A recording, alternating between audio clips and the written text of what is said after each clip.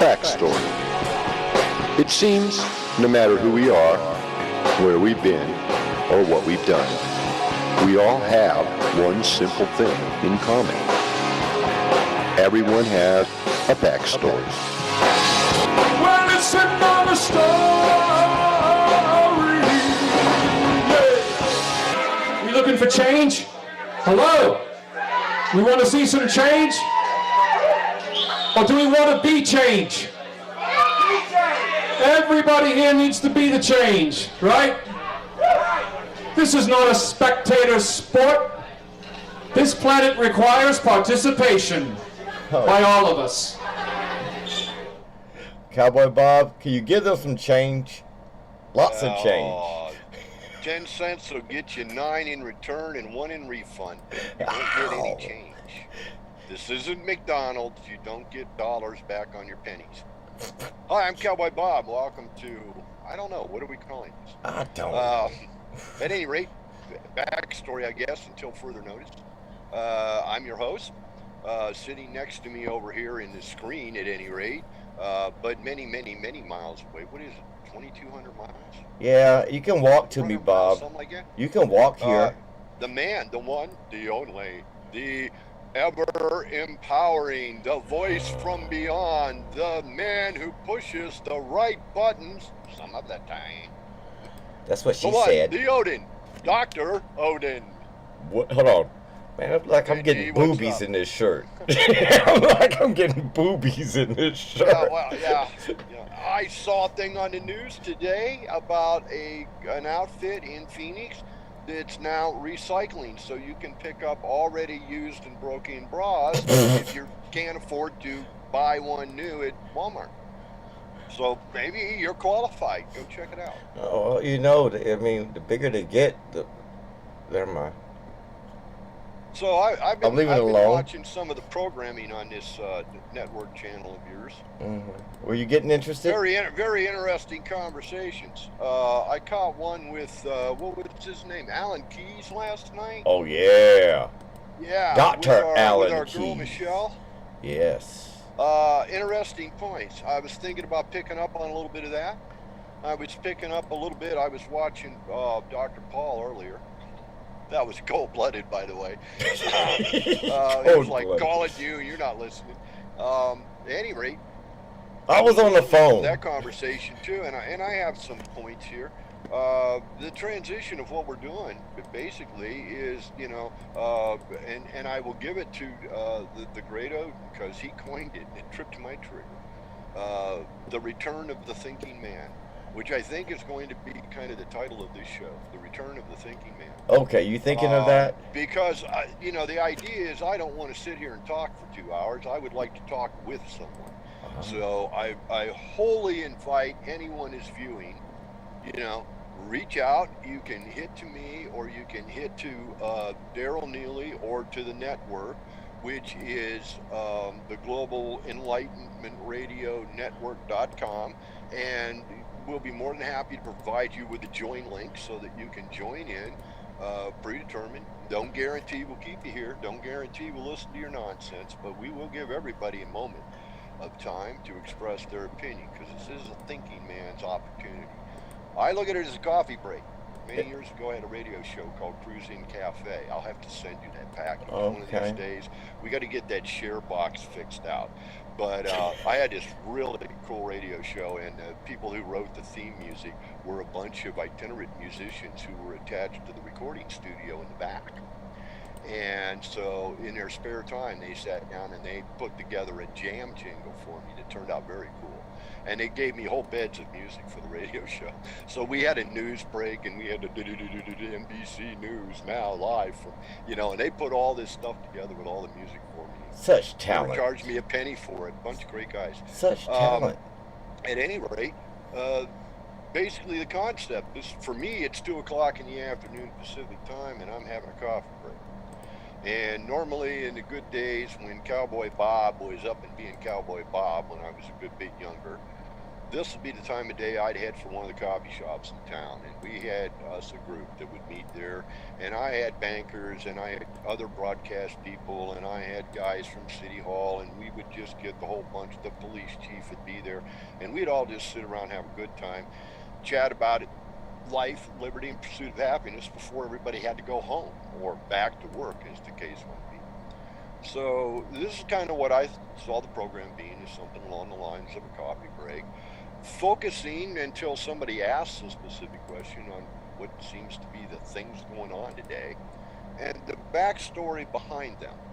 Because I think oftentimes, as was expressed in both with Dr. Paul Cartel and also with Alan Keyes last evening, and our friend Jeffrey, who I will plug here, even though I think the man is absolutely insane and somebody ought to do us a favor and put him in a padded cell somewhere. He isn't always wrong. I just don't appreciate the delivery style.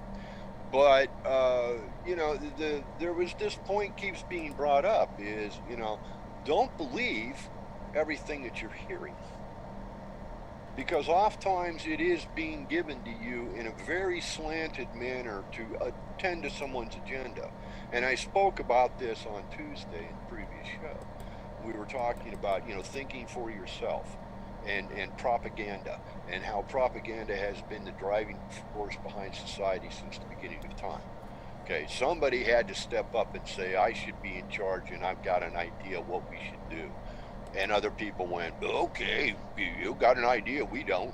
We'll follow you. And it's been propaganda ever since. So know that that's what society is about. And know that there are people out there right now, both of which think their truth is the truth, that have differing opinions of where our society is supposed to be going in the future. Those truthers, those people who seem to be overly liberal and stretched way out beyond anything Babylon or any of that ever considered biblically, they believe they're right. They believe that's the future of our nation and our society. And I don't think that's entirely wrong. I think that we have to look at both sides of that. You know, if you ever you were a Star Trek fan, right? Odin, you watched Well, Star Trek when I you were a get kid growing beamed up? up every once in a while. See, I have a lot of ideas and a lot of philosophy to go behind what I gotta say, because I've been here since the beginning, and I'll be here when it all ends. Oh God, I hope not. Yes, I will have my Valkyrie. That's my greatest fear. I'm going to be 67 years old here in a knock of a page on the calendar. Hold on, Excuse a me. knock And of a page. I feel like I'm 85. Going on 88. And that's physical conditions and life experience. It's been a long, hard road. Don't regret it, don't resent it. It's just been the truth of things. It's been a long, hard road. Life as a cowboy ain't easy. Life as a chef isn't any easier. It's just in a different location. And the life I've lived in the last 20 years, there's parts of it I would have happily given up. And parts of it I will adore forever. When that has to do with my life partner and the love of my life, Tracy. There's parts of that I wish I'd never had to go through. But given that I did, and given that I've gone through the loss of friends and other family members over the years, and this and that and the other thing, I really don't want to be around to see the end. I'd rather not. I've seen, the beginnings, if you will, and it's ugly. It's ugly, and I don't wish it on anybody. And anyone out there who served in the military and saw any kind of combat in any kind of zone, you have my sympathies. And you know exactly what I'm talking about. It's not something you ever want to see again. And I don't want to see it again. And I don't want to see this nation that I put my butt on the line for tear itself apart over what is an inability to determine that it's not about buttering the top or the bottom of the bread. It's about putting it in the middle of the loaf, man. You got to do it right in the first place, and there's a way to do that right. There's a way for all of us to be equal. uh honestly, when I was 20 years old, the gentleman sitting over here in this other box would not have been there. Okay. No one from his family tree would be sitting over there. It wouldn't have been had. It wouldn't have been accepted. It wouldn't have been, no one would have listened or watched. Okay. Simply because of the difference in pigmentation that we happen to bear because of where our ancestral lines come from. And that's one of those things people don't seem to understand is why we are different colors. And it really is not that outrageous a concept to understand. It's all about pigmentation, and pigmentation is caused by exposure to the sun and certain rays or radiations that come from the sun. So people who grew up in places that are very close to the equator tend to be darker people because they're closer to the sun and they get a more intense radiation. So their skin develops a different tone to it in order to protect them from those rays. People who live in Norway, okay, where they seldom ever get any sun at all, are very pale because they don't need the protection. Now go between the equator and the North Pole and figure it out. For the rest of you, you can see the lines of division based on the color of people's skin through the various regions as you go south or go north. And those are simply conditions of the atmosphere, part of the physical body. Okay, it's a protection ratio. Bloodlines, that's another issue. You get into a whole lot of conversations about that, and that's not where I want to go. But I promised that I would get into some stuff here, and in the process of doing that, I would give my good partner and friend over here, Odin, a break so he could go grab a peanut butter sandwich because he said he's starving A to death. peanut butter sandwich? As he was Peanut butter just recently in sandwich? the hospital, we don't want him to run out of steam. So, a couple of things that have come up in the last couple of days that I find to be very interesting from an opinionized point of view. Goodbye, Daryl. The national debt. There's an awful lot of conversation going on in mainstream media as well as in the sidebar media or the internet media with regards to what should or shouldn't be happening with this 14-day extension of the national debt, that we're going to raise the debt limit to a certain level to be able to cover our immediate on-call bills, and then we're going to have to readdress all of this again in December and decide what we're going to do about the budget. I think it's a lot of smoke and mirrors, folks. And I'll tell you why I think it's a lot of smoke and mirrors. Because right around the start of every election cycle, for as long as I can remember, there has suddenly been this thing where the two parties are arguing each over and letting the nation shut down. The number of times this has happened in my memory, in my lifetime, exceeds my ability to recall dynamically at this point. Okay, but it happens. So they shut down the government and they argue and they bitch and they moan and they groan and then they approve a bill. And this is what it's really all about. You see, the money is there. They collected the income tax. They collected all of the interest and percentages from all of their other venture investments, etc., that the federal government's involved in. And the money is sitting there in a coffer. But the way our system works, the money doesn't really come to us. The money goes to the Federal Reserve, and then we go to the Federal Reserve and borrow money. And the debt that they're dealing with is not a debt that we owe so much to someone else as much as it is a debt that we owe to the Federal Reserve. We owe $28 billion or whatever it is to the 28 something, maybe it's $28 trillion now to the Federal Reserve. But that's like saying we owe ourselves money. I borrowed money from me and I'm paying me back and I owe interest on the payment. This is why I owe so much money. And this is why they have to keep raising the economic debt levels, because the interest compounds. So they have to keep paying as the interest compounds. They keep borrowing more money and they use that money to pay off the interest, and then they use some of that money to do something else. This is a losing proposition. And I taught my children better when they were in the 6th and 7th grade, and we learned about managing our money and earning our keep. Odd that the federal government doesn't seem to understand that, or more importantly, doesn't seem to think that we're smart enough to understand that. They don't think that we run our households. The old lady Tracy used to make comment, that in the early days we first got together, it literally was, we'd put my hat on the middle of the kitchen table, up, right? And she'd throw all the bills into the hat. And then she'd pull them out and match them against what we had in the bank, and that's what we'd pay. And the rest of the bills that were still in the hat, they waited 2 weeks for another payday. There was no other choice. We had to manage the money in order to survive.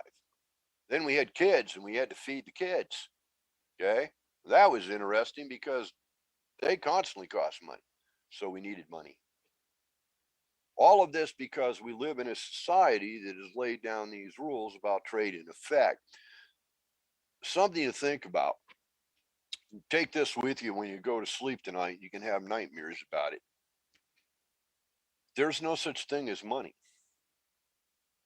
It doesn't exist.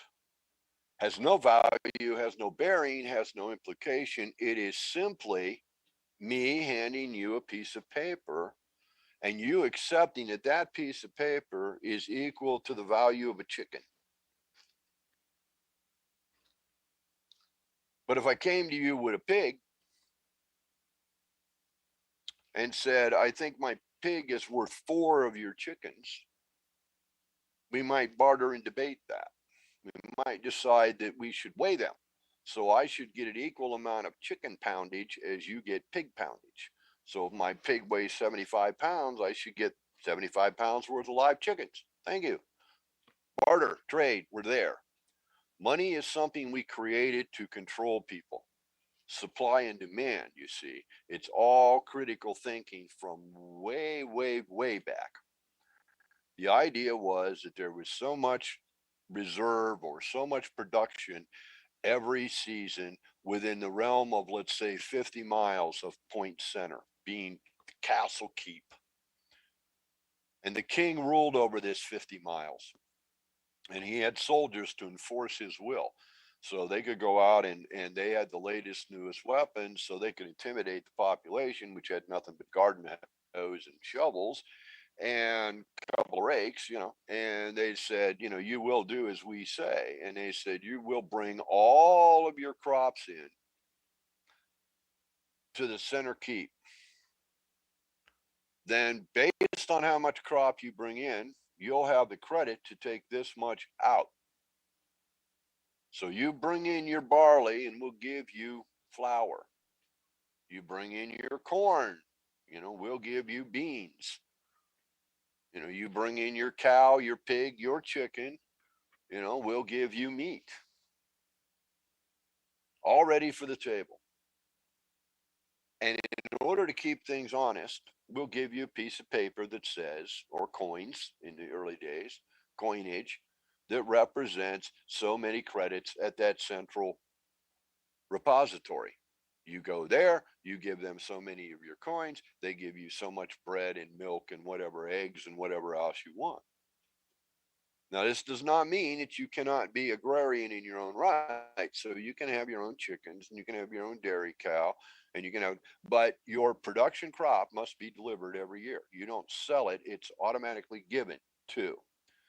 Now, for those of you who are old enough or in the parts of the country or world where this still is in effect, we had a thing here in America for a long, long time, and it still exists in very rural farming communities, called the co-op.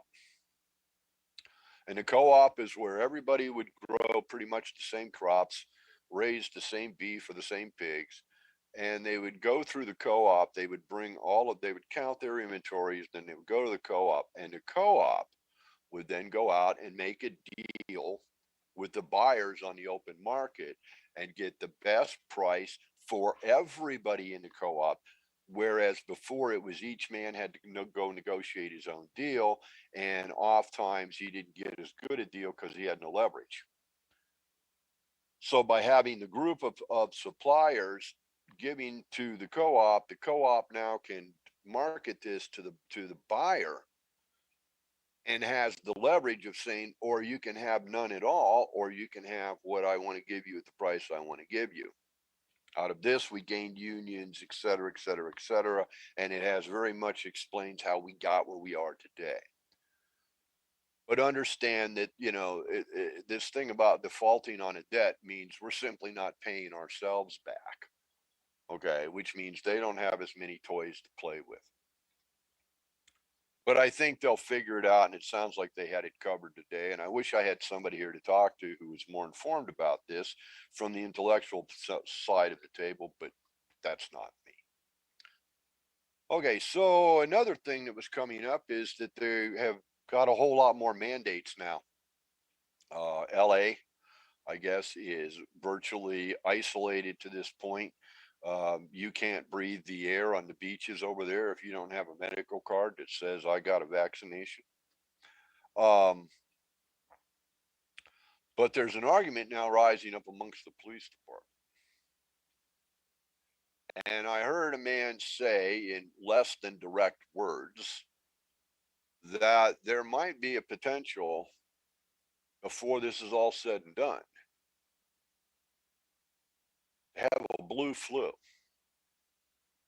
Now, many of you are probably not old enough to remember this, but there was a time many years back when there was a term called the blue flu, and the blue flu was going around municipality, and they were not showing up for work. And it was a bad thing, and it had made some reforms and gave the unions more power, but it's sort of how they ended up being militarized. If you ever wondered, where the beat cop in the funny little black and white car with a red cherry on top, how he suddenly had armored vehicles and body armor and all this, okay, this was all planned, and they were militarized. Our police departments were militarized. Now, that's a good thing or a bad thing. On the one hand, they needed to be competitive with what was going on in the streets in the criminal environments that they were forced to go into. And as these guys were getting all the surplus weaponry that was coming out of places like Vietnam, okay, and then Afghanistan, you had snot-nosed kids aged 10, 12, 14 years old running around with semi-automatic and automatic weapons. Okay, and they're not happy to knock off a gumball machine anymore, or settle with taking a change out of a city-owned coin-operated telephone, right? They've risen, they've gotten bigger, and they've raised to bigger prey. The predator has moved to a higher level of its predators. So consequently, the police needed to be able to match this confrontation, and that was the goal of militarizing our police departments, to give them that upper hand against a rising criminal element in our country. But now it's coming down to the point where the question is being asked that between things like cutting back on the amount of money that we spend on law enforcement, literally castrating law enforcement in some metropolitan communities, their opinion literally is to castrate the police. They don't want them there. They want them to be some kind of civilian thinking group who will make determinations. I give you the Gestapo of the Nazi era, where these people were literally the arresting officer. They were also the prosecutor. They also were the judge, and they also were the executioner. Okay, they became all powerful in that environment. And in that way, they suppressed or oppressed an entire society for a number of years, almost 20 years.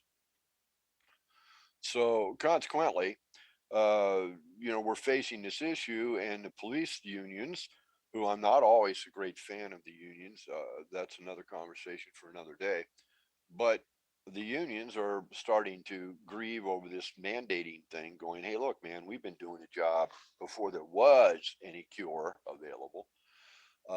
We were doing the job when nobody else wanted to do the job.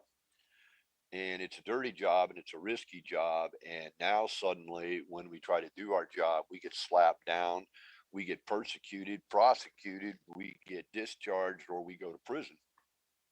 Our careers are shot, all because we tried to do the job you asked us to do, and we tried to do it in the manner of which you decided was right for us to do. And now you're not happy because that's what we did and something didn't go the way you wanted it to. Or you caught a moment and it was perfect. It was the perfect moment to catch a perfect image to sell a perfect idealism. But imagine what would happen as the gentleman from the union was talking on the television earlier today. What if they quit coming to work? What if you called 911 and there were no police? How long do you think they'd have to have a case of the flu before all hell break loose and people be begging them to come back and protect and defend?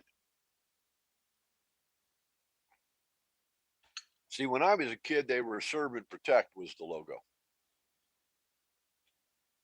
Question came as to who were they actually serving and what actually were they protecting. But at this point in time, it's highly possible that in the greater conspiracy theory process of all of this, and I love conspiracy theories. I watched a kid last night, Conspiracy Cafe or something. I wish Odin was back. I'll remind myself to ask him that. But he had a program, and a friend of mine was his guest, Brad Olson. And I say friend. I hope we're still friends. But Brad was on the air, and they were talking about numerous things, and it was very interesting. And the whole format of his show is, this. Oh, it's Conspiracy Castle. That was the name of it. The Conspiracy Castle. Very interesting platform, very interesting idea, because there are some very interesting conspiracy theories out there. But if the police, let's say for the sake of argument, and the nurses now, okay, because they're up in arms too. Again, these are people who spent a year dealing with the COVID outbreaks in emergency rooms across America. We were hearing the stories of the unsung heroes. They were making the 6 o'clock news. There were profiles, and there were platforms, and there were interviews, and they just couldn't get enough of it, showing us how dedicated and hardworking these people in the medical profession are. And I've been listening for years at them complain about the fact that they were underappreciated, underpaid, and overworked. None of which I doubt for a minute, but gee, the COVID came along and it got a whole lot worse, didn't it? But they survived before there was a treatment, before we had the warp speed thing made its maturity, before the recent president took office on the 20th of January. They had been in the middle of this thing for a year. They had been exposed, unexposed, whatever. Okay. Those little masks that you wear, they don't do really any good. Okay. In a heated moment, in a fresh environment, those masks wouldn't stop a flea. It's not what they were designed for. It's not what they will do. Neither do the fabric masks that you wear. It's lovely that you wear them. I'm glad you're not spitting on me. More importantly, I'm happy for the ugly people who don't have to stand in judgment next to a pretty person and feel bad about themselves because we're all covered in a mess. So we can't tell the difference between the pretty one and the ugly one. It's a good reason as any to wear a mask, right? Doesn't have to be medical, just a good reason to wear a mask.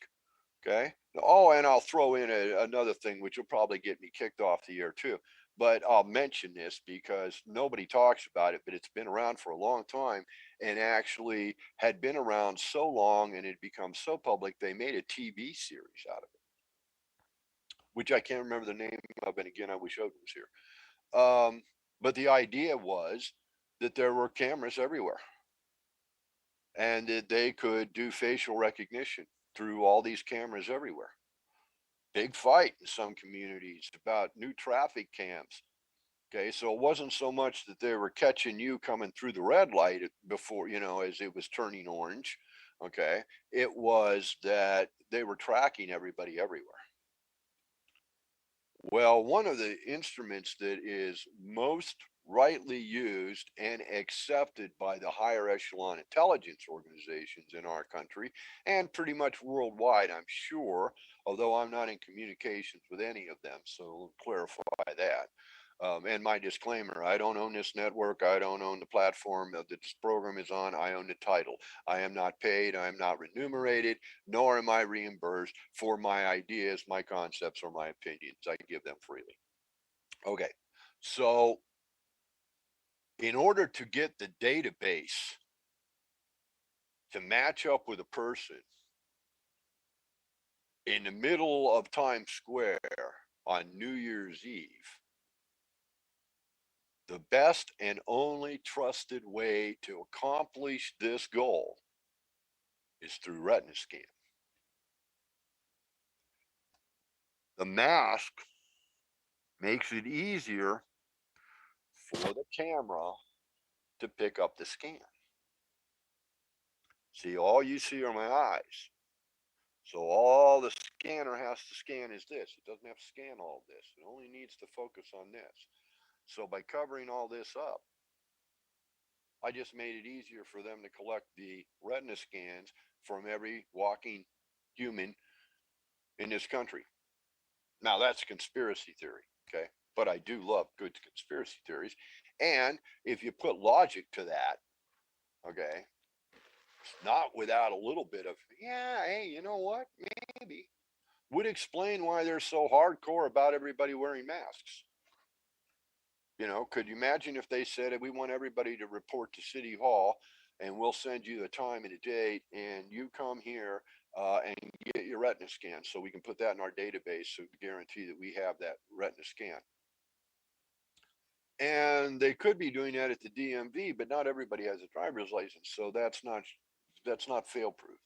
They needed something that was fail-proof. They needed something that they could get the masses and teach the AI, okay, that artificial intelligence, to be able to randomly pick people up on 10 million cameras and find one person in a crowd and do this fast, rapid, across the board.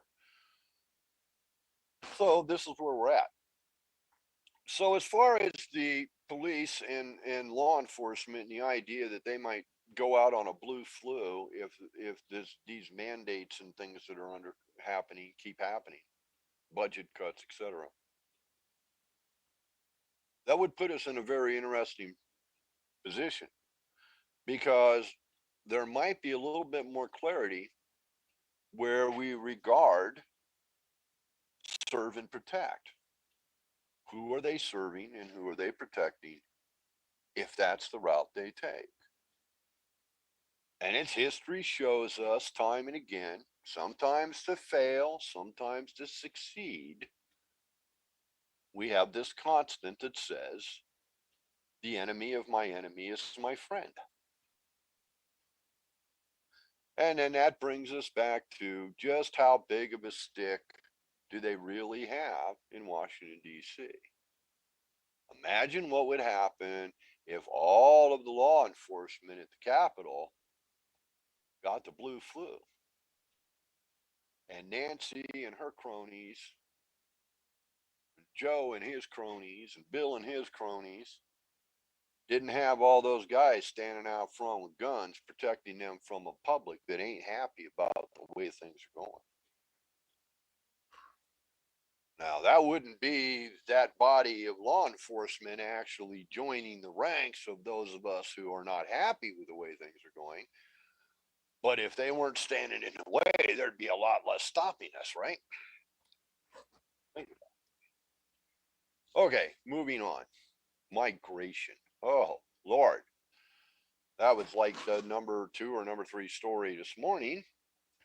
A little less about Facebook, a little bit more about what's going on at the southern border. Of course, we had a bunch of governors went down there yesterday, and they represented a sizable portion of the country to go down and just see what the situation was and have a conversation, a powwow about how they could lend resources to the state of Texas and the state of Arizona and the state of New Mexico, because those are the primary points of concern right now. California, excuse me, California doesn't want to play with anything but themselves.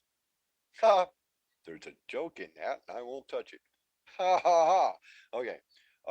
But they're not going to cooperate with anything anybody else is doing. And besides which, going back as far as I can recall to Johnny Carson making jokes in 1963 or 64, about the population change in California, and the ancestral claim that California still belongs to Mexico and that we stole it from them, et cetera, et cetera, et cetera. And so, there was a whole thing in the 80s about how Mexico was going to come up here and annex back the lands they lost in the last war between Mexico and the U.S., which gave us Arizona, New Mexico, California. Texas was standalone on its own, and it came in on its own. But we did get involved in all that. And boundaries were reset again when Blackjack Pershing went down during the Pancho Villa days and the Great Rebellion in Mexico. But so at any rate, there, a bunch of people are getting together and they're talking about what they're going to do. Now, of course, the other argument here, depending on which network you're watching, of course, they divert the conversation. So now they're going to divert the conversation real quick over here, not so much about what's coming or what might be happening at the southern border, but now they're talking about, well, we still have the fence. And the money's already been paid. And the contractors that were supposed to build the fence are getting paid. Others are suing the federal government for damages above and beyond what they should have got paid, so they're doubling their money now. All because we told them to stand down. Well, let me correct that. We didn't tell them to stand down. Himself did. The great white-haired elf in Washington. Himself, that elf, okay, the funny little man that says, seriously now, I'm talking directly to you. Who calls the White House his home, made that decision. He ordered them to stand down. He made it an executive order for them to stand down. But there's got to be a reason. Why? Why would you do that? Backstory. Now, we could say that the prospect of all of this was simply to spite Trump. Because in the previous term, when the different administration was in the White House, they were attacking that administration about taking migrants, children, and putting them in holding pens like dogs at the pound, and how terrible and inhumane this was. See, their objective was, at the time, we should have just opened the doors and let them in as a humanitarian rescue because they were children. What stopped that was the argument that, but once the children are brought in, and once the children are naturalized, which happens almost immediately. See, this is something they don't talk to you about, the birther group thingy. Okay, those kids that were brought here, when they were infant children and went to school their entire life in schools in American cities. Okay, and they're just as much an American as you and I. And I suppose if you've been educated through 12 years of school, you are every bit as much an American as I am. You know about as much as I know, or you should. Okay. But anyhow, those people, they were going to have this immunity now. So these kids, in order to go into the welfare system, in order to end up in foster homes or to get adopted into American family households, they had to automatically become a citizen. So all the crap you've heard about this bill and that bill and making these things law is really not relevant, because in the paperwork it's already been done. That's just the way the paperwork and the law works. Okay, they have to be made a naturalized citizen in order to go into the child welfare system. It's a given. Okay, did you bring enough for everybody? You know what? Yeah, just chew. Okay, so at any rate, so that's the approach then, being that now they're natural citizens, so they have a heads up or a foot up with regards to bringing their non-citizen families to reside with them in the United States. Not unlike a soldier who marries a girl in a foreign zone. Hey, Bob, did you mention that they didn't get vaccinations? Say what? Did you mention they didn't get a vaccination? No, I wasn't touching that. Okay. And the people from China, that's a different argument. I'm talking about why we're having migration at all. So you were kitchen to kitchen. Okay, because I was also mention to you right quick, you know, all the Chinese students that came from China to America didn't get a vaccination either. No, and there are bunches and bunches and bunches of them that are way over their green card visa. They came here as students. That visa ran out years ago, in some cases decades ago, and they're still here and they're still making money. Okay, they're working for corporations, but they're still here, and technically they shouldn't be. And they are not citizens, and they do not have a permit to be here, and whether or not they're paying their fair share of taxes is a whole nother argument. But at any rate, so that gets back to our migration thing. So the reason that they didn't go through all that back in the day was because the argument was, if the kids become citizens, then we have a real problem not letting mom and dad, sisters and brothers also in behind them. Okay, not now, but 6 months from now. Especially if there are, what was the estimate there, Odin? Do you remember? It was was it 30,000 or was it 300,000? 300,000. 300,000 minors. Folks, going to be straight with you here. School I really is don't know open. any better way to do it, but let's be honest now. How many of you in the past, I don't know, decade, have heard, seen, or otherwise been approached at some place, form, or another, television, radio, on the internet, about the need for foster homes for the children that the state is taking care of? Come be a foster parent, okay? I bet on the average of maybe once a week or at least twice a month, continuously for the last decade, there have been some push in every community about more people becoming foster parents. Now, this was without an immigration problem at the southern border. This was about a number of children who were born in hospitals that were unwanted and turned over to the state. Or, as in my wife's case, the state came in, had a grievance with the parents, and took the children. And the parents never got the children back, so the children stayed in foster care for the rest of their lives. Paid for by our tax dollars. But we didn't have enough homes for the number of children we were generating on our own. And now we're going to have 30,000. Today it's 300,000. Where are these kids going to go? Who's going to raise these kids? What bed are they going to sleep in?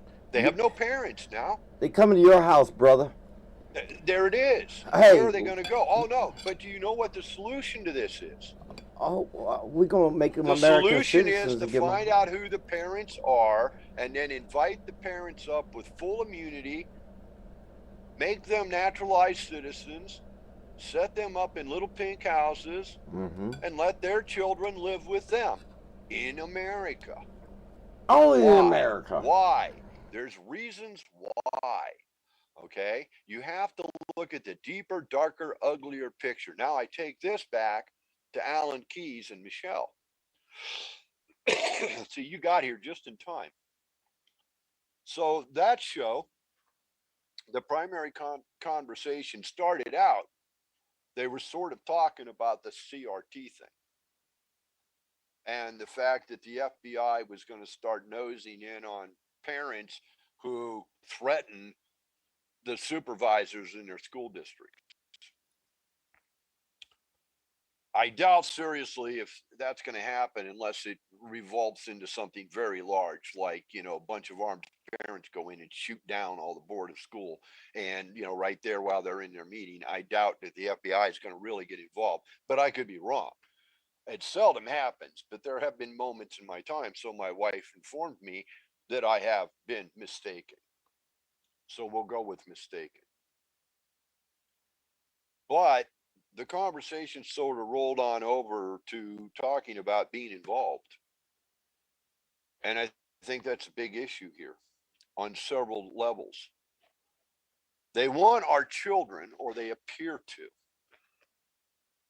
And why would that be?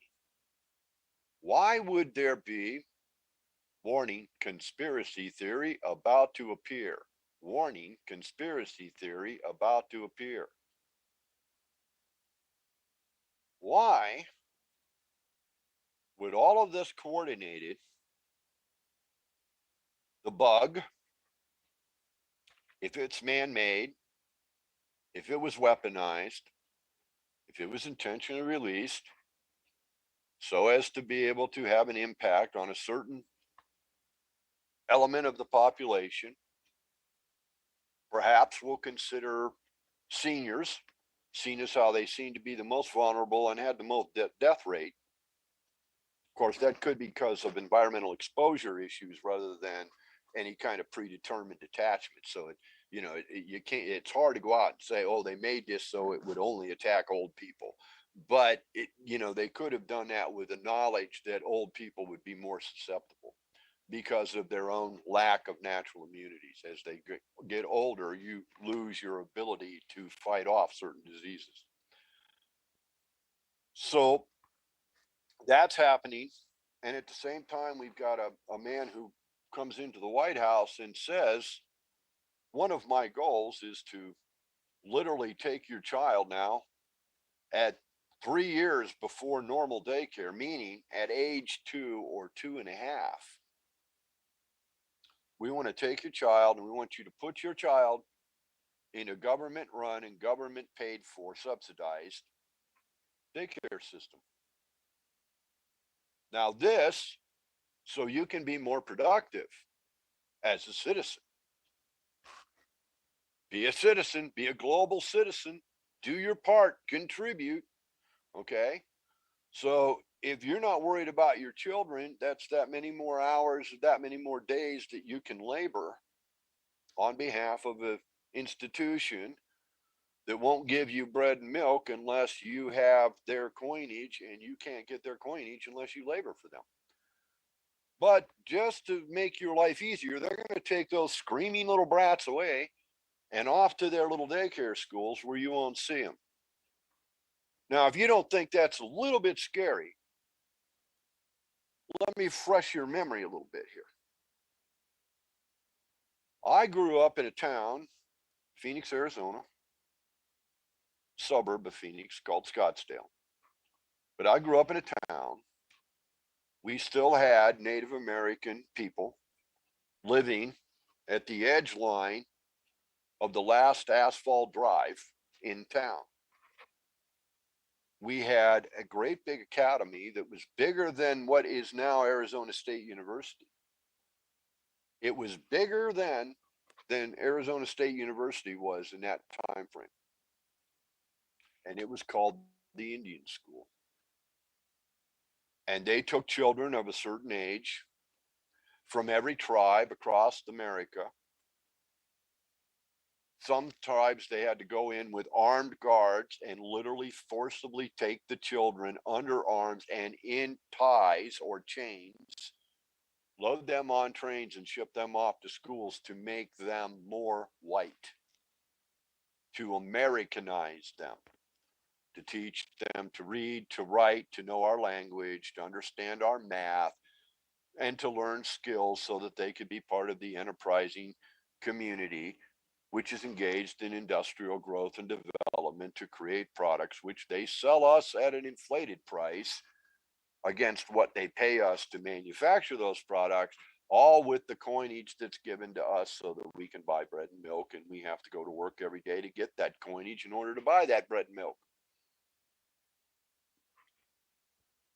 And they very successfully destroyed numerous nations of people, cultures, just on this continent, the United States of America, parts of Canada, by doing this. Because those kids came back home, they didn't know how to be Indians anymore. They had been away at school for so long and started out so young that they missed the whole cultural education that they would have gotten had they stayed with their families. They lost And their been language. raised on the reservation. Yeah, been raised with a tribe. Say what now? They lost their language too. Mhm. Many of them did. As a matter of fact, if you're into the history thing, okay, it was the Navajo code talkers, a strange, unusual, unique language that was only known to exist in a certain corridor in what now is the four corners of Arizona, Colorado, Utah, New Mexico, that region right in there. And they used them as radio men to defeat the Japanese because they could do radio messages, and they could talk to one Navajo could talk to another Navajo in Navajo, and the people at the other end had no idea what they were saying. None, because the language wasn't written down at this point. There were no books. You know, the only way you learned Navajo was in the Navajo Nation. You grew up there and you learned Navajo because that's what everybody spoke. So this, why we want the kids? We want to get all the kids. We want to get them at 2.5 to 3 years of age. We want to get them all into our hands where we can brainwash them. And it's not even brainwashing because you see, there's nothing to wash. They have nothing. A 2-year-old child is a blank slate. They have learned things. They've learned about colors and they've learned about this and they've got some words now. And, you know, they know when they're hungry and they know when they have to go to the potty and et cetera, et cetera, et cetera. But they're still a blank slate. They've only been a minor observer in the world around them at this point, and a very controlled minor observer at that. And they're going to lose most of their conscious memories. So you very seldom run into a 7 or 8 year old who can tell you stories about when they were 1.5. They have no memory of it. It's gone, wiped out. Okay, or so compressed back in the back of the brain that it's no longer retrievable. So you take these children and you can kind of put them in any culture you want to. You can create a whole brand new culture, raise these children under the guise of that culture, and they will look back upon their parents and grandparents as chimpanzees in the trees for their ignorance of not understanding this new culture. But they'll already be 16, 17, 20 years old. In the meantime, have the man-made viruses killed off all the other people, all the adults? Did they wipe us all out with diseases? So one, we would have no defense, and two, it would be very hard to put blame on anybody with regards to why all the old people were dying. But suddenly you have the youthful people now, properly educated, properly motivated, properly secured in their loyalties to us, and they're going to take over the world, and they're going to run it all. And it's all going to be based on something written by a guy named Chow and a guy named Nietzsche and a guy named Marx, all of which failed miserably, by the way. Every one of them wrote a book on how it all ought to be done, and every one of them had that book tried and tested more than once, and every one of them failed every time. But we've got another generation here right now, and they think they're smarter because they have technology. So obviously, if I have technology, I'm smarter than the people who didn't have technology. I'm wiser. So therefore, where they screwed the pooch, I can figure out how to make it work. Of course, that's what the last generation said when they tried it, and that's what the generation before them said when they tried it. And this goes all the way back to the Tower of Babel won't reach heaven. No matter how high you build it, you're not going to reach heaven. What you will reach is a lack of oxygen, and you'll pass out and die. You can't beat what can't be beat.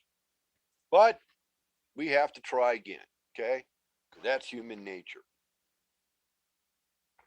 By God, there's a way over those mountains. And I know there's something wonderful on the other side. So I got to go. So back to the migration.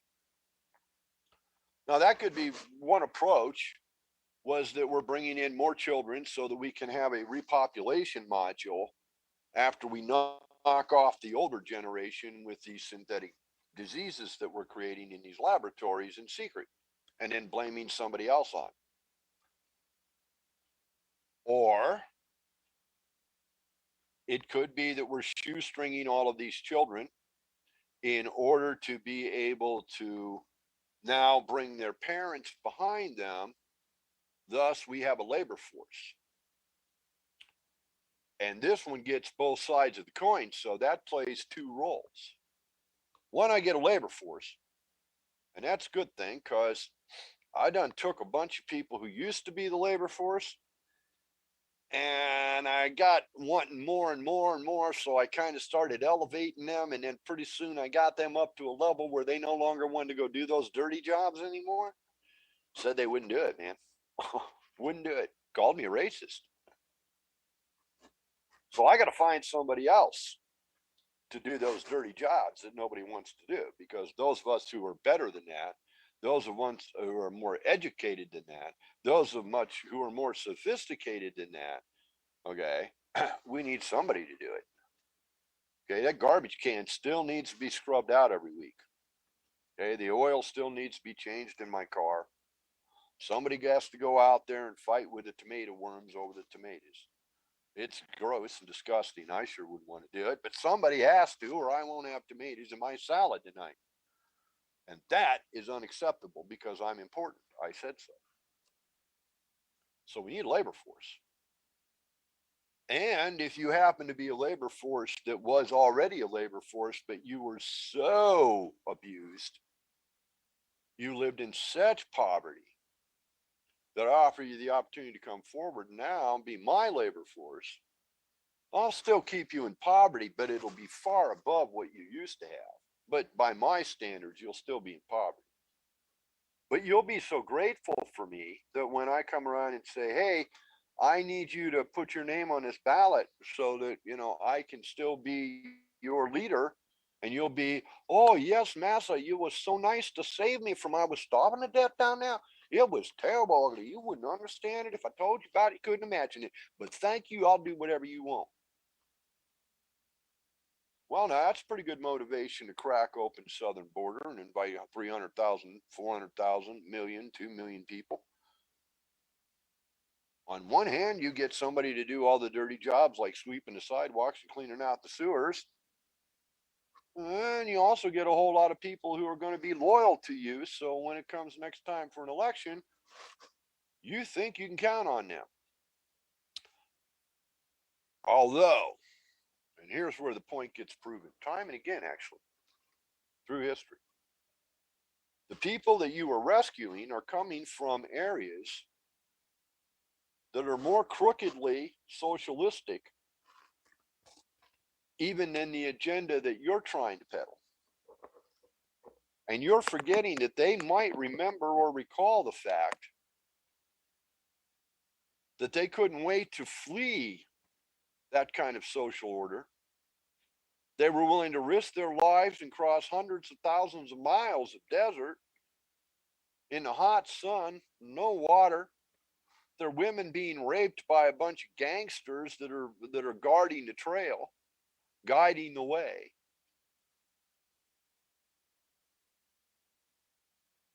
Yeah, they're going to be real quick to want to support another socialistic regime, aren't they?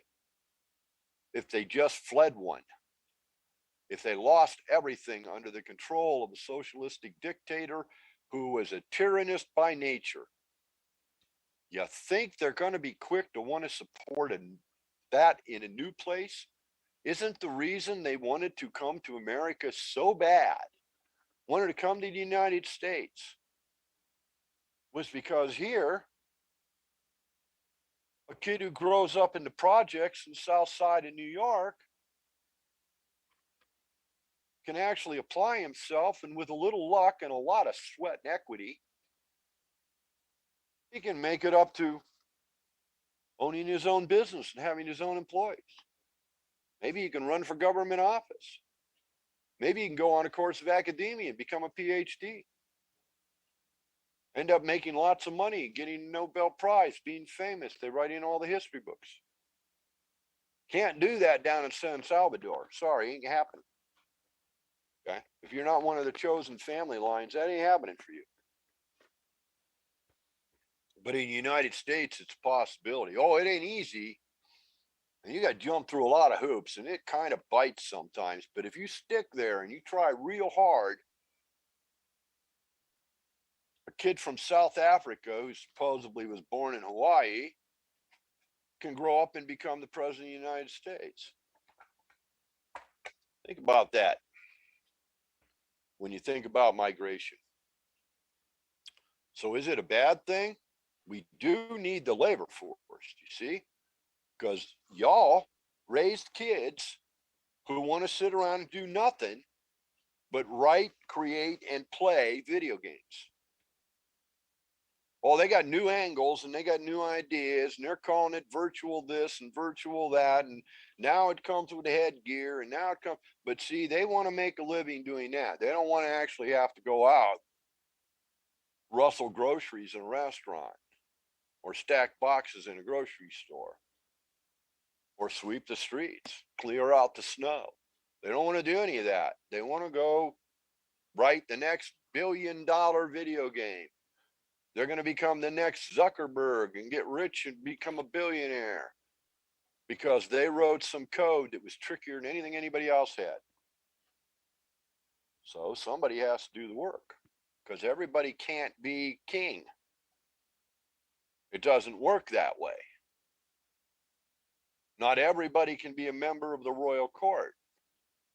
Otherwise, the royal court starves to death if they don't die in their own waste.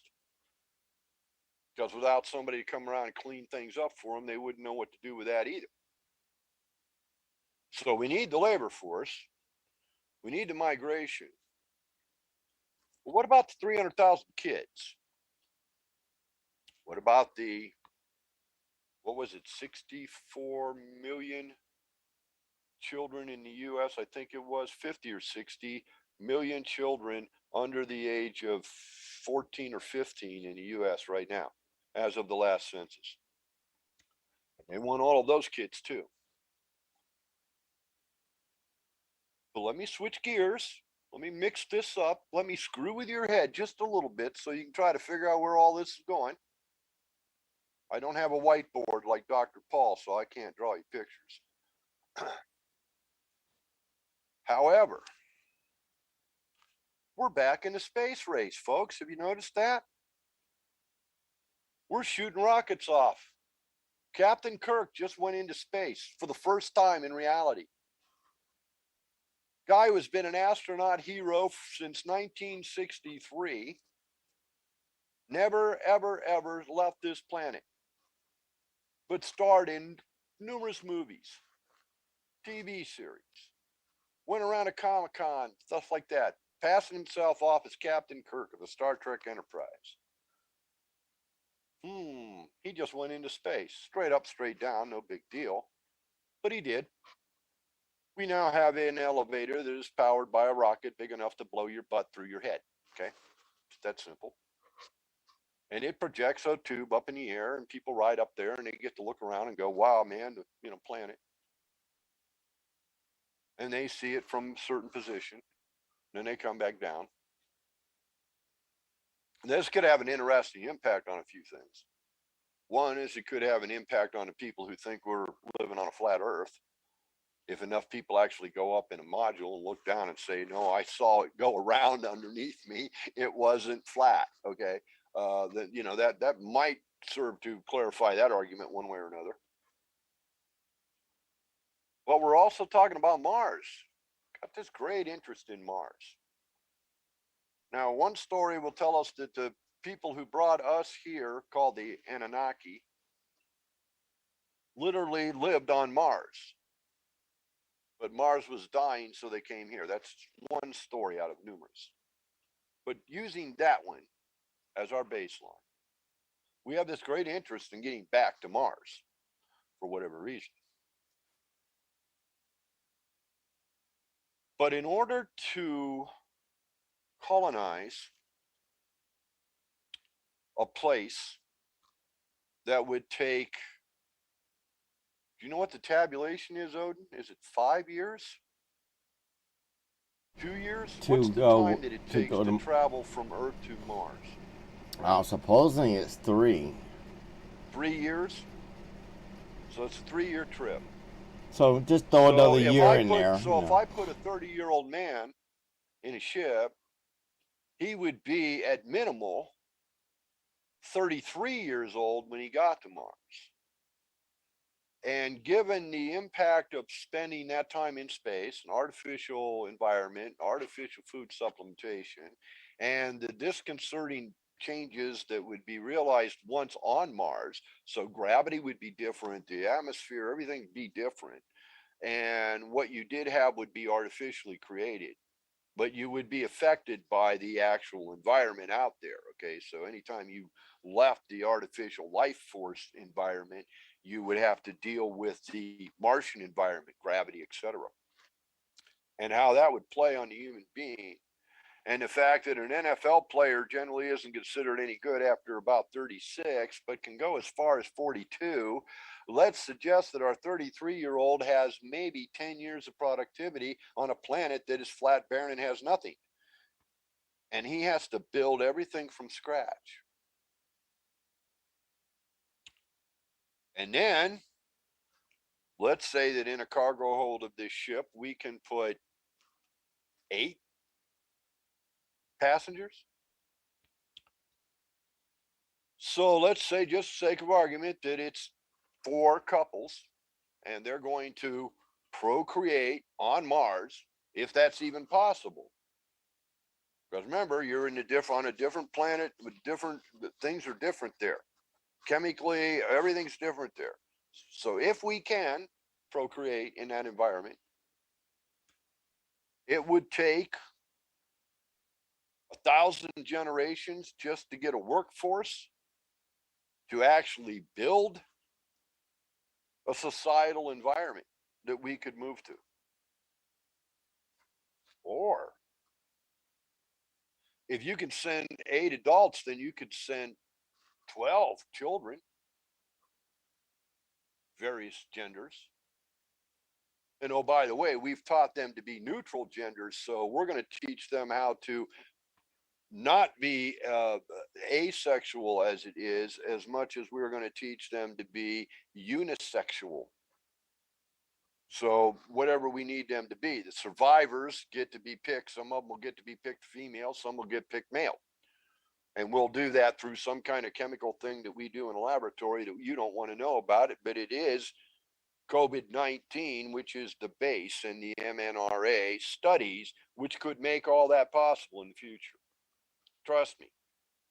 Check it out for yourself, okay? Got to really understand the long-term process here. It has nothing to do with COVID-19.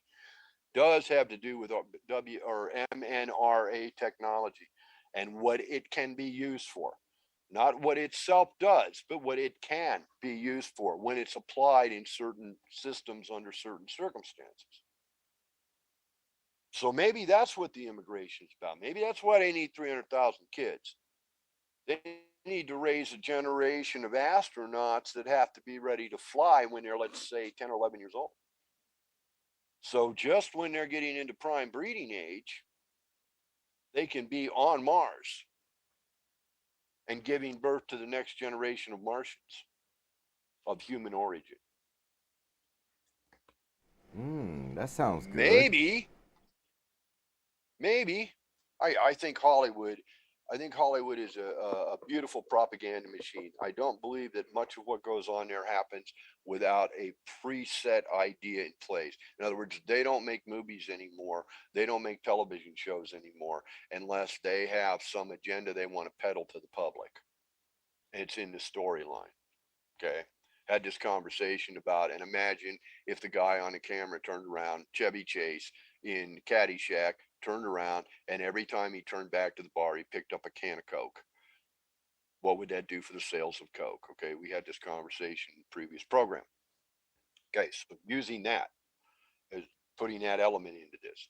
So what if the movie 2012 wasn't as outrageous as people think? It's a great sci-fi story. It was a great movie. It was very worth watching. It would be worth watching it twice.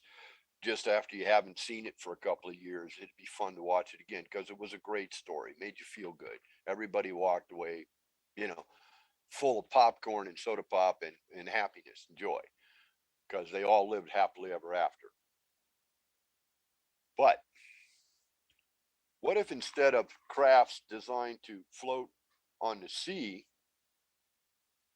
such as Noah's Ark, we're dealing with crafts that are being built to transport large bodies of people, masses, thousands at a time, to Mars?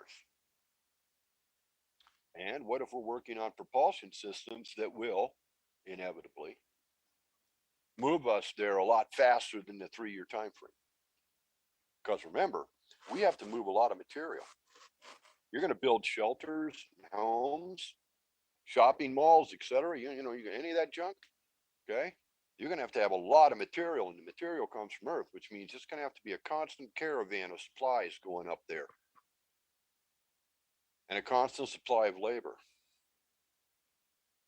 But if they know that global warming is actually a cosmic event being caused by our orbital track around the sun and our close and undetermined proximity to the sun, which is going to make the planet too hot to live on, that they know that they need to go. And they know or are already coming together with the idea of what they need. So 300 immigrant children that we can raise to be whatever we want them to be, teach them whatever their aptitude will allow them to become. And we have a population we can send to Mars. That's a pretty good theory. That works too. But all of it comes to the same point. They opened up the borders and they're letting people in. And there are no homes for these people. We have homeless people now. So where are they going to put all these million people that they're letting through? We're going to ship them to Mars. Who's going to raise the 300,000 children if they have no parents? We're going to get homeless people to raise them. That's right. We're going to take them out the insane asylum. So we're going to take the homeless people. We're going to give them a little pink house and one refugee. Yeah. Right? No. We got to give them at least. Okay. So the price of the little pink house and not having to pay rent is you have to feed this kid. Of course, you'll send them to our school and we'll teach them, but you have to wipe their nose and teach them how to wipe their butt and tie their shoes and whatever else comes along down the pipeline. You know, and all shoes anymore because those will be Velcro. But I know. In all honesty, we need Brad Olson here.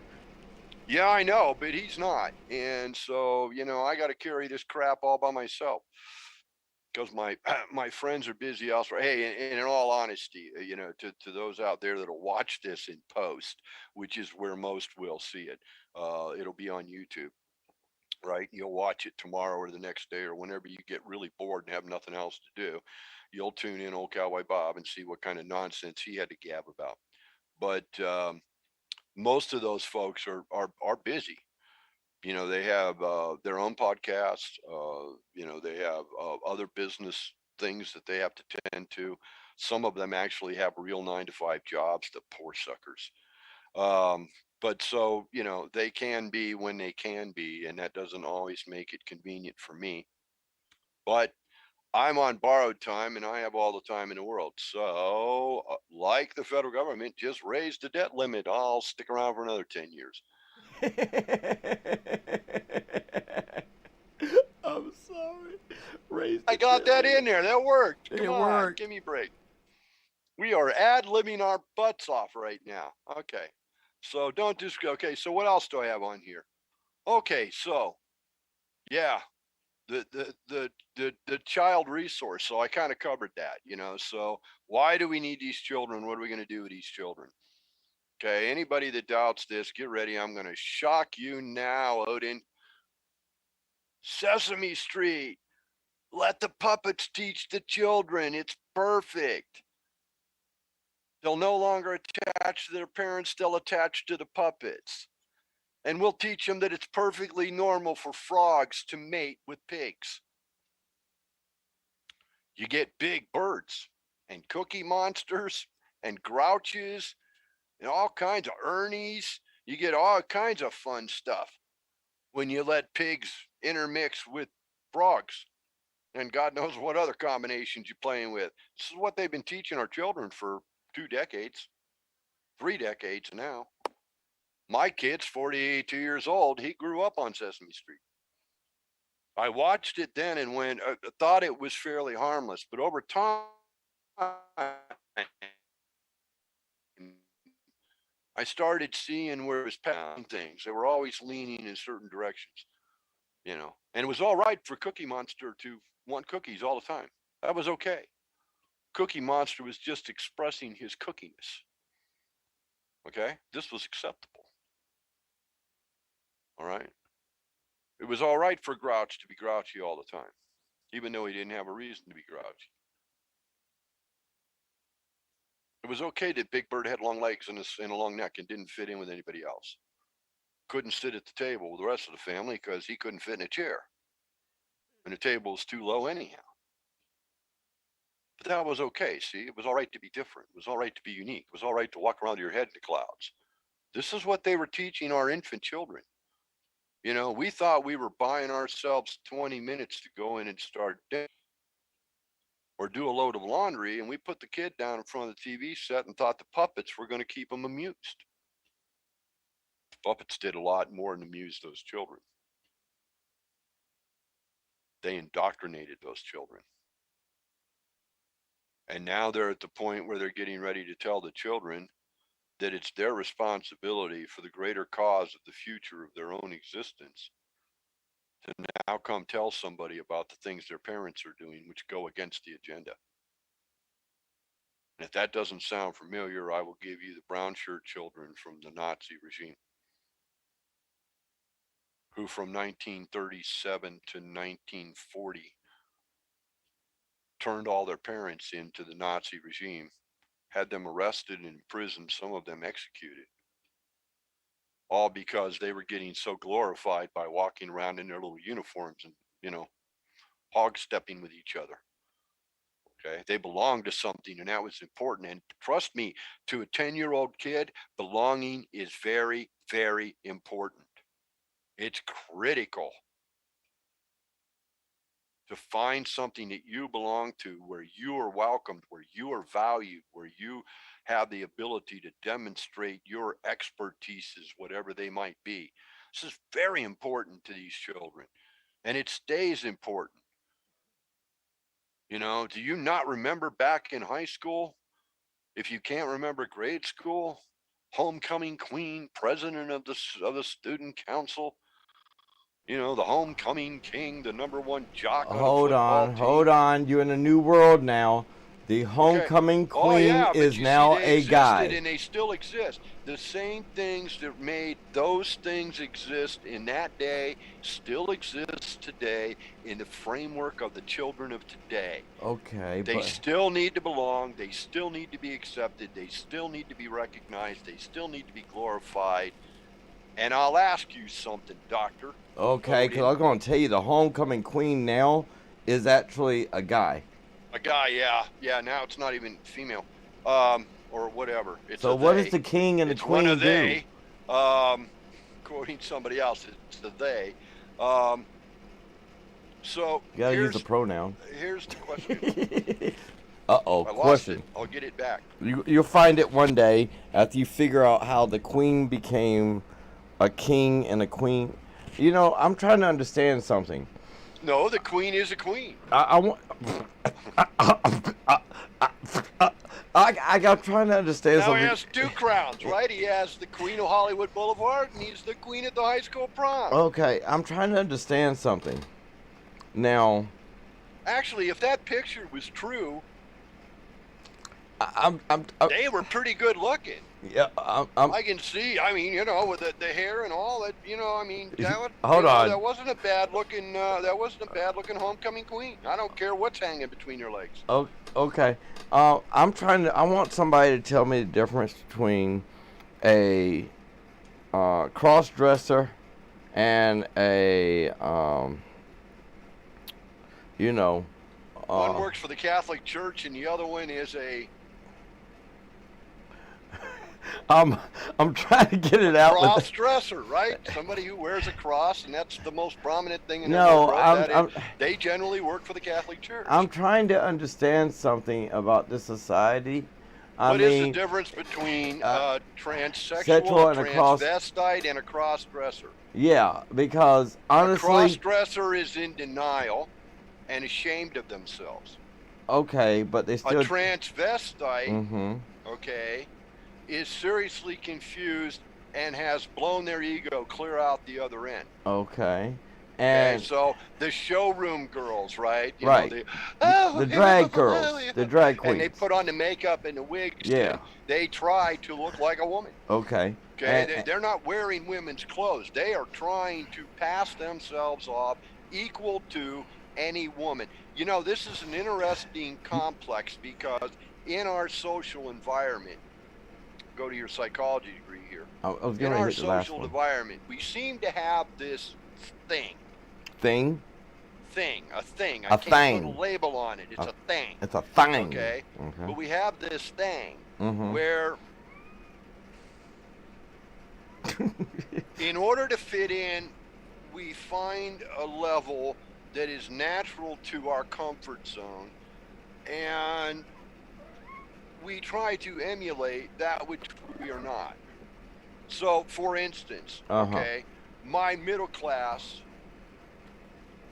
middle income at the time, well-bred, little Caucasian son of Irish descent, okay, at age 10 wanted nothing more than to live in the ghetto, be black, wear his pants down below his butt cheeks so that he could become a running back like Barry Sanders.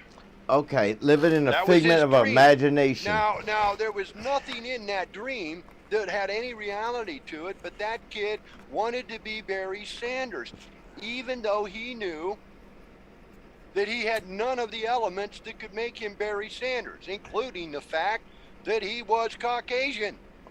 He was not going to be a rich black athlete as long as he was a Caucasian. I'm still. But that's all he wanted. Yeah, but I'm still confused. Okay, you got cross-dresser. Okay. Okay. You got That's a guy who's. It changes clothes. Who likes to wear women's clothes? That's okay. One likes to feel okay. I'll be honest. Okay, I don't know what things are like because it's been a while since I've been out on the market, as they say.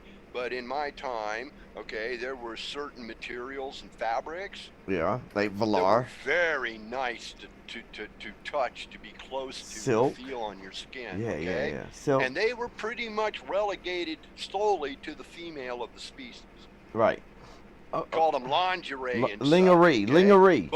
But they made you want to touch them. Right. So I can see where some guys are like, going, hey man, I like the way it feels on my skin. Okay. Personally, I think it's a dude who seriously is looking for attention. Okay. And they're trying to find a way to be odd so they get that attention. All right. Otherwise, they wouldn't be noticed at all. Okay. So moving on. Then Okay, you that's got the your cross-dressing. transvestite, which is like the what's that guy's name, girl's name that's on that TV show that was back in the day, RuPaul. Yes. Okay, that's RuPaul. Okay. Transsexual is someone that's got the shit cut off. Well, no. A transsexual, if I understand the definition, and I don't spend a lot of time thinking about this, trust me. I'm trying to understand because I'm aware of it, though, because you know what? In the animal kingdom, it's not abnormal there either. Okay, there are such things as homosexual horses and cows and other creatures of the forest that do not behave in a normal manner. Right, okay? right. They They want to bang each other. All right, so it is common in most all species to have this breakaway Society. So to speak. Now, the transgender, as I understand it, is to literally try to make themselves gain the attributes physically. Right. Which means to cut of the Johnson opposite off. gender. So in other words, as I understand it, and this is crude, and I'll try to keep this as delicate as I can. Maybe we need to get one on there. But if you look at the reproductive system of a female, right, and you look at the reproductive system of a male, they tuck the damn thing they're in. very similar in design. Right. Very different in function now, okay? Because the testes creates the sperm, or semen and sperm, okay? Whereas the ovaries carry the egg. ova, the eggs. Right, okay? right. So it takes the sperm and the egg in order to create the life. Right. All right. So, if you take the equipment, right, and you tuck it, not worrying about its functionality anymore, and you invert what is called the feminine, and bring it to the exterior of the anatomy, thereby closing up the exit ways on the way out. Right. Okay, you now have functionally a male, a tube, and two little round knobs. Okay, gotcha.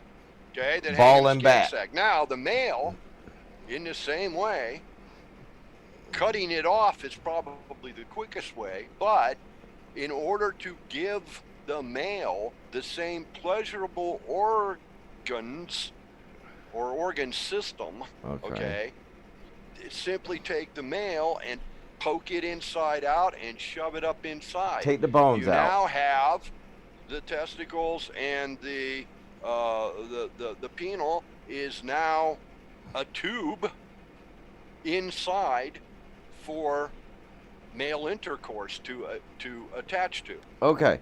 So the male has now become a female in physicality, but not functionality. See, the one thing about this, and this is really interesting, because again, every time you look at something that's bad, you have to look at it and go, but there must be what is considered a positive attribute to it as well, or they wouldn't be pushing it being done. Okay, it goes against our moralities, but that doesn't mean it doesn't have an advantage. So by doing this, you have just rendered both of those persons neutered. Okay, so neither one of them can now reproduce. He, having gone through the surgery, can no longer secrete the necessary fluids to inseminate the necessary ovum. She can no longer produce the ovums. Okay. They're gone.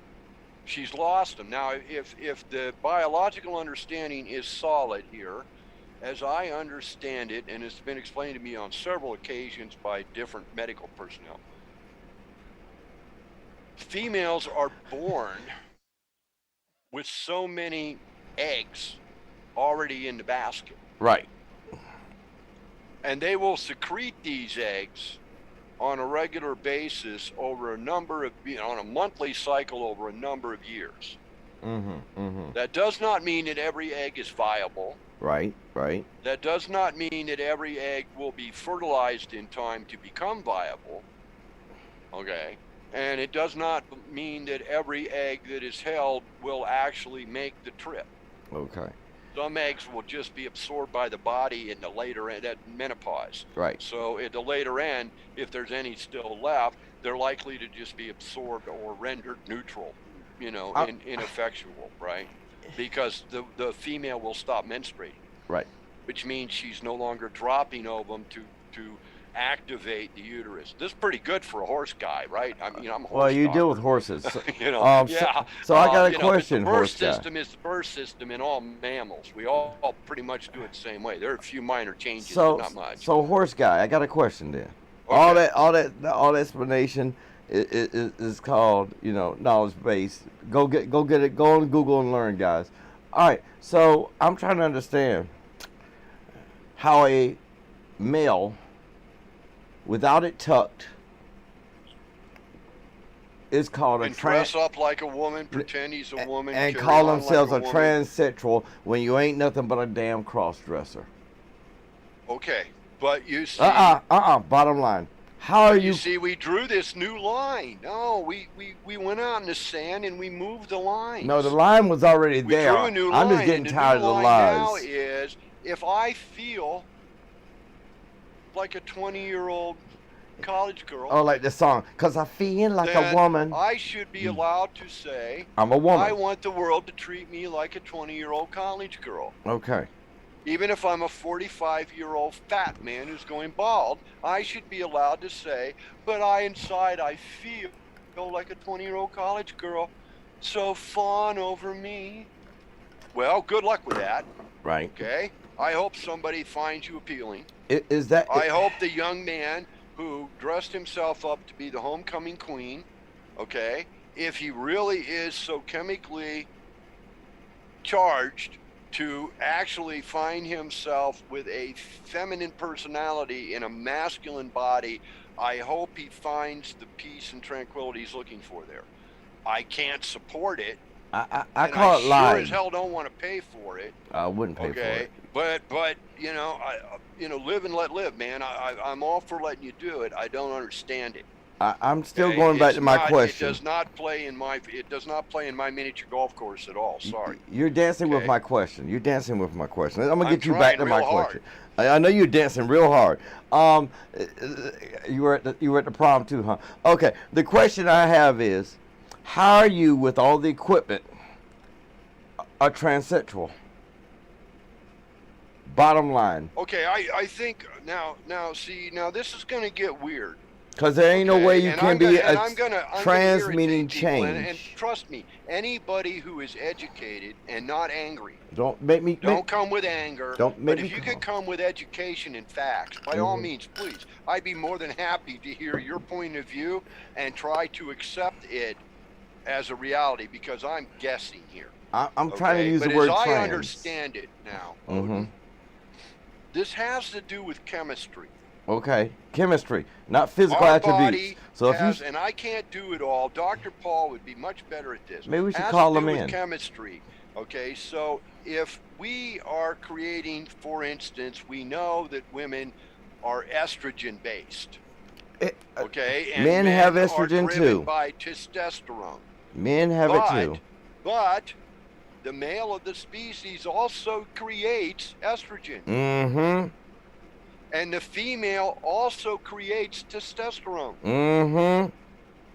Now, if the perfect model existed 100 million years ago, or 100,000 years ago, or 75,000 years ago, okay, what are the chances that the expansion of 7 billion down the road later, okay, doing the numbers here, generation by generation, that we might have some flaws in the production system? I'm still trying to understand. Man-made flaws? Every machine comes out quite the same way. And just for the sake of argument, for whatever reason, they put the gear drive on the wrong side of the shift box and the belt runs upwards instead of downwards, and this vacuum cleaner is blowing air, not sucking air. 10,000 vacuum cleaners off the assembly line. Every one of them worked, but this one, because of a minor error in the assembly process, now is blowing air instead of sucking air. Okay. Okay? I'm gonna let it go. All right, I'm gonna let that work. So using that now, taking that away. I still want to know. And saying so chemically, Uh-huh. although you came in the physical design of Model A, The chemically, Mhm. you're misfiring. So Okay. where you're supposed to be heavy estrogen and moderate testosterone, you're getting heavy estrogen and heavy testosterone. Okay. So now you've got a WWA female that looks like Hulk Hogan, and she's kicking everybody's butt in the ring. What? Okay? Okay. Now, China. that's because she's got She had a both bad of body, them are though. over the top. Yeah. Now you have another version where, although it is design A, the machine is firing off, and it's got less estrogen, more testosterone, but not so much that it shifted, just that it shifted the balance. Where it's supposed to be like this, it's now like this, right? Okay, so that is now changing the chemistry of the brain. Someone hop in Brain here. is responding to these chemicals. So the brain, which it would be overly fed with chemical 1 and subsidized by chemicals B, C, D, E, G, and A, would now make that individual a female. Okay. In the mind. I don't care about your. would I have don't the care about your female damn attribute. mind. However, You got the if tools you of a put in more man. LSD, that female could start thinking she was male. Okay, let me go back to the point.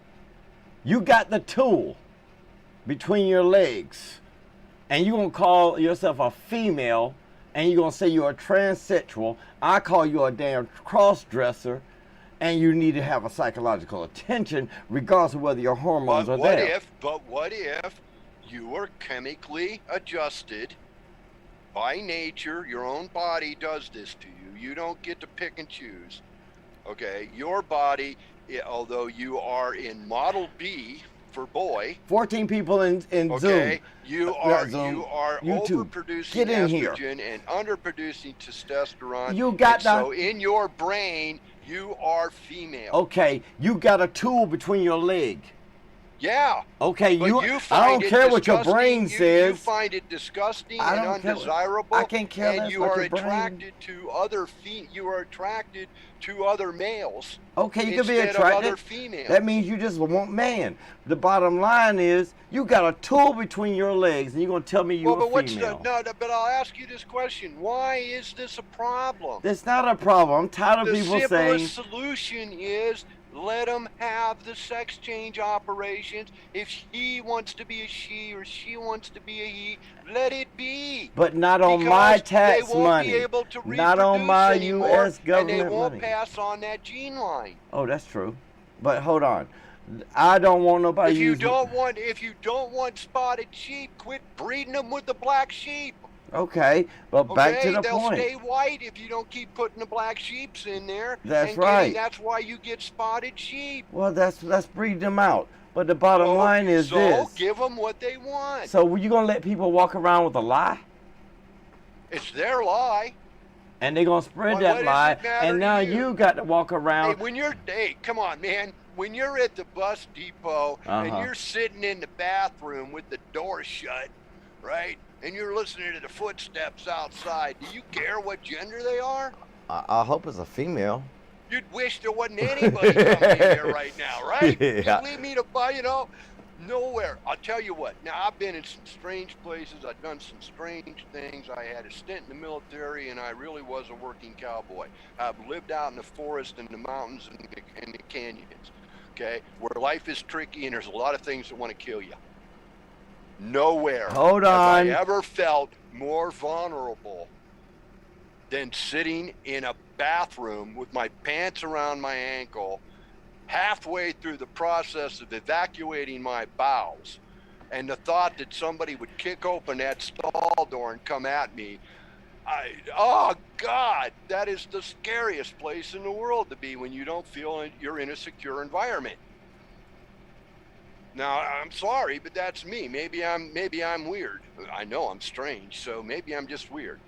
But to me, that's one of the most vulnerable places you'll ever be in your life.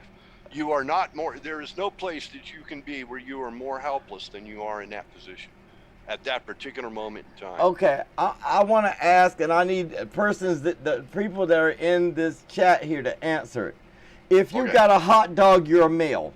If you don't have a hot dog, you're a female, right? If that's a right or wrong. Or a burger queen. Carpet. If you don't have a hot dog, then you must be a burger. All right. Unless you're French fries. Carpet smasher. Okay, so why you got people walking around saying I'm a transsexual and they got a slung between their damn legs, wearing a dress?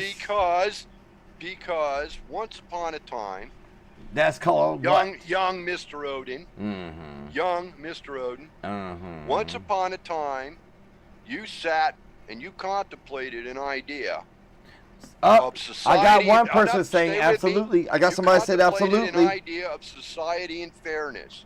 There's no such thing as that in sex. As a boy, there's no such thing as that in sex. You looked at the world and you said, "Man, it ain't fair. How come I always got to do all this nasty crap and them girls don't ever have to do that stuff? Man, wouldn't it be cool if I could be a girl instead of a boy? Then I would have everybody bringing me candy and buying me tickets to the movie, and instead of me sitting at home all alone looking at Playboy magazine." Huh? Ain't you special wanting all that? Good. You gonna be on your court. That's what happens. The problem is, how does it begin? I see something else getting something I wish I had, and I'm being denied. I'm not worried boy, about if I that. could be them. We talking about human body chemistry. Human body. If you got a hot dog, you're not going to let it be said, are you? Psychology. Sherry, you have a PhD can you hop in this psychology. motherfucker? You got to understand. Somebody hop in. People have differences Tina, up here than they do Sherry, in their body. Anybody here still agreeing? Everybody's agreeing. You got a slung, you are a male. You have no slung, you are a female. Now how the hell? I don't disagree. Then stop. That's where you need to stop. The rest of it is, how are you going to call yourself a transsexual when you haven't changed a goddamn thing? You do it with glitter and glue. I'm a transsexual. Okay, so let me see your slung. You make a sign. It says, I'm me. No, that's not a transsexual. I'm LGBT. No. You ain't getting away with that one. See, people like to use words and terms, and I'm going to stick a person down till I get what I want. I don't buy the biological argument either, okay? But I do understand through life and experience that people in their brain are different. And some people it's not about the brain. Does not match the opinion of their body. And thusly they want to be something they are not. Okay, maybe I should say it. Medical science to get to a point where they can actually change it. Come on, this all goes back to the propaganda. This all goes back to the wanting to be God. Okay. There are some among us who just believe in the depth of their spirit. They believe that they were put here to show everybody else that they could be as good as God. So in other words, they can call themselves something. They can alter life and God's design. They do not have to answer to God. So in other words, this they all can comes change. down to, I don't want to die and have to answer to God at the Golden Gates, and that's been the narrative for the last 2,000 years. So consequently, I'm going to prove that I am equal to God, therefore God can't judge me. Okay, according to the encyclopedia right here on Google, a phalloplasty is a multi-stage procedure that may include a variety of different procedures, including creating of a penis, lengthening of the urethra, so so a person can stand and pee. Okay, so I'm gonna ask a simple question. Just because simple we question, doesn't simple mean we should. answer. Simple question, simple answer. How in the hell can a person call themselves a transsexual, which means to change, to change your sexuality, and still, if it's a male, still have a penis. If it's a female, still have the carpet. Well, if they're a full-term transgender, then they don't. A transgender has to change. They haven't learned how to remove the Adam's apple. But hold on, that's what we see with those, those cross-dressers. So you can. That's still a cross-dresser. You can change my genitalia, but you can't get rid of my Adam's apple. So I'm still a male. Oh, hold on. Because females don't have Adam's apple. So what are they going to see? So now you're answering the question. Now you've been driving. Listen, you've been driving down the street, around the corner, up the block, to the liquor store, back to the weed store, back, and you didn't answer the question. I'm trying to get the answer. How in the hell can they actually use that lie that I am a transsexual? Because you let them. Because they let them, and that's the problem. No. Hey. Sherry said, why is Cowboy talking in circles? Sherry just... Every one of you let them be that way. Every one of you said, well, little Tommy, 6-year-old, who likes to wear his sister's dresses. Okay, that is a cross-dresser. It's just fantasy play. That's a cross-dresser. And we encouraged him, and he grew up, and he was still doing it. And he's a cross-dresser. He's not a transsexual. Oh, but he wants to be my sister, not my brother. Okay, so he's still a cross-dresser. Unfortunately, he is stuck. He's stuck as a man until he tucks that sucker up. He can up. fix that, and he okay, can be, most of these people don't. He can appear to look female, but technically, organically, inside, he is still what he is. You can't change that. Okay, listen. Organically, by birth, he is, until he changes the utensil that's in the middle. But that's just the difference between am I a sous chef or a pastry chef? I'm still a chef. You know something? Well, I'm going to invite somebody from the LGBTQ community to come on here, and if they repeat what you said, I'll bow. If they don't, I'm going to sit there and laugh. Because number one, you cannot be a transsexual without changing. Scared? Do you see me running in You scared? You scared? Oh, let me do my Hulk Hogan look. Let me do my Hulk Hogan look. Let me do my Hulk. I'm wide open here. Bring it on. Bring it on. No Hulk Hogan look, boy. We go. No, yeah. All right, let me smoke another cigarette. 100,000 screaming Vietnamese didn't scare me to death. You ain't going to. Oh, look, 100,000. Or at least. Oh, well, hold on.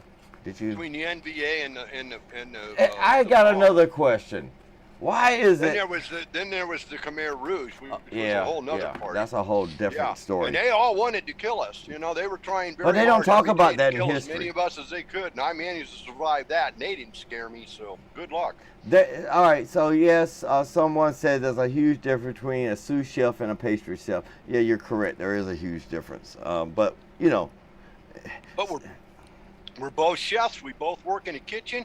We both work with spatulas and whisks and whips and but bowls their cooking techniques are different. Okay, but we choose a completely different path in what we make. So hold on. Okay, I make you eggs Benedict, and she makes you a birthday cake. We have a different agenda, but we're using the same kitchen and the same gear.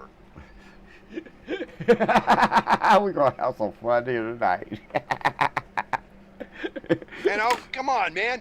Men have been practicing homosexual behaviors for as far back as history can lead us, and in many cases was preferred socially until the male or the boy was a certain age.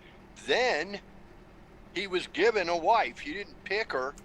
Well, he couldn't choose one. She was taken out of this school, and he was taken out of that school, and they were brought together and for the purposes of reproduction. And in many cases, that was the beginning and the end of any relationship. He went off with his buddies, and she went off with her maids of waiting. Know what they were waiting for? Yeah, you know what they were waiting for. Fresh batch of bumblebees to put in his horn. Yeah, that's what they were waiting for. Okay, come on now. See, this has been going on a long time. The Greeks wrote great poetry. about homosexual relationships, love affairs between Uh-oh. two men. Someone said So it was deep also and so known as... binding that they would die for one another. someone also said it was also pedophilia. Oops. Well, Oops. now, You this let is that something slip. You this didn't was go that... something that was brought up last night, and something I want to delve into much deeper than we're going to be allotted unless you're going to stretch my timeline. But remember this, not so long ago, Uh-huh. prior to World War I, as a matter of fact. Yes, we could go get ourselves a little... Okay? Girls, females, 13. were often married off as early as 13 and 14 years of Correct. age because they were old enough to breed. Jerry Lee Lewis. They could have children. They could, they could carry and deliver a live child. They were old Safely. enough. Safely. Boys were sent off to war But you have to remember the at word. 14 years of age, and it was not at all uncommon for both sides to be married before For they were leaving. 16. Right. But lifespan then Was cut. was more like 50, 55. Right. So the productive years for both the male and the female, but more to the female. Damn, I would have had a the harem. productive years were to about 35 years of age. Could have called me the Maharaja of And then after Valhalla. that, her body really wasn't very stable for having any more children. Yeah, because she was Okay, worn and down. by that point, the male had become less fertile to start with. Okay, if he didn't have ED outright from being nagged at all the time. Okay, God damn it, can't you get us a better cave? But nonetheless, there was. This is a morality now. This was not the way it was. It was quite common to marry off 12-year-old daughters. Yeah. Quite common for a very, very, very, very long time in human history. It's only been since the Victorian era, which is really the 19th century, 19th and into the 20th century, that we came up with this idea After that, the you Depression. needed to be in school when you were 6 years old. You weren't an adult until you were 18 years old. You couldn't vote till you were 21 years old. You couldn't okay. drink. Okay? Children were quite capable of going out and building their own shelters, finding their own food, making the next generation, and surviving to see that generation grow and thrive well into the age of 11, 12, 13 years old.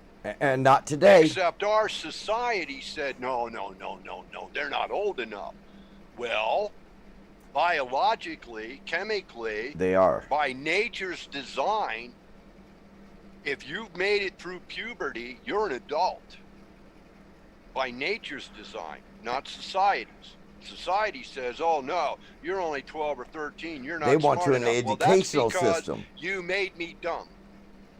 You put me in your schools, Right. and you made me dumb. Dumb. Instead of being out here learning how to fish and trap and do all the things that Daddy did One thing. and Grandpa did, so Mhm. that I could be a man by the time I was 12 or 14. Well, they don't You know made how. me into a wimp. Yeah. You gave me textbooks and taught me to draw with crayons. You made me what I am. AKA Little House on the Prairie. There it is, brother. Hey, this has been another great episode. Man, we might have to go into part backstory 2 or- of this one. The Return of the Thinking Man. I do invite you to join me in the future. Please let us know. Be happy. He's getting, Odin's getting comments. I'm not seeing those. Oh, you got to go to... you don't see him? I don't see it. I'm on the Zoom meeting. Oh, that's, man. See, I'm it's not one good... seeing what's going on here. That would scare me anyhow, so it's just as well. But nonetheless, thank you for tuning in. I hope you found this informative. And the last statement I want to make, and I'm probably going to run over a little bit. Go ahead. But self-awareness, folks. I heard it in 4 different shows in the Yes. last 3 days. Mhm. Okay? What this really comes down to is, do you want to be a sheep or do you want to be a shepherd? Or the sheepdog. If you don't want to be a sheep, then you got to start thinking for yourself and quit waiting for the handouts. The handouts are only there to keep you obedient and dependent. That's right. If you learn to do for yourself, you don't need them anymore. I'm 67 years old and I still have my backpack loaded, I still have my necessary tools, weapons, and sundries, and I can walk off into the forest up in the Rocky Mountains, and I can survive quite well all by myself if I have to. That's a real man. So can my children, and I'm pretty sure, although I haven't had a hand in it, my grandchildren. Okay? Learn to be self-aware. Think for yourself. Make your own conclusions. Don't be sheep. And remember, play nice with one another. Hell it's no. Not that hard. Hell no. Playing nice. Odin, that's thank weak. you. It's been a great show, and you not being here for half of it made it even better. Well, you know something? Let's drop the hammer. Okay. Well, it's another story. Well, it's another story. Well, it's another story. Backstory. Another story.